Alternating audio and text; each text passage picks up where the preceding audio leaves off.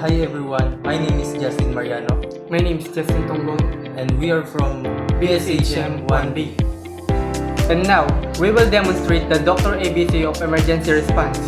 Which means danger, response, airway, breathing, and circulation. Ligtas bang lapitan ang pasyente? Mag-ingat sa mga bagay na tulad ng light, electricity o mga bagay na lalong makakapahamak sa pasyente.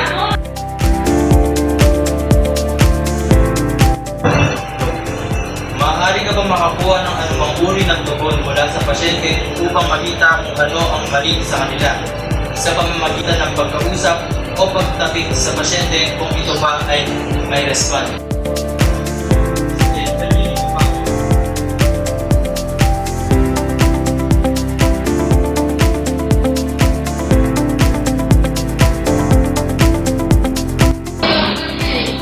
Check the airway for blockage.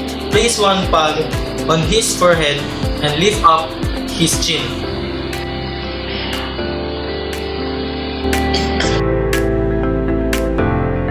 Ng mga palatandaan ng paghinga kung ito ba ay normal. Kung sa tingin mo ay hindi normal, simulan na ang CPR.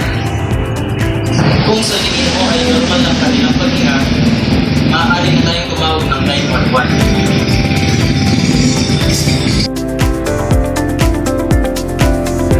911. Siguraduhin nakatawag na sa emergency hotline bago simulan ang CPR.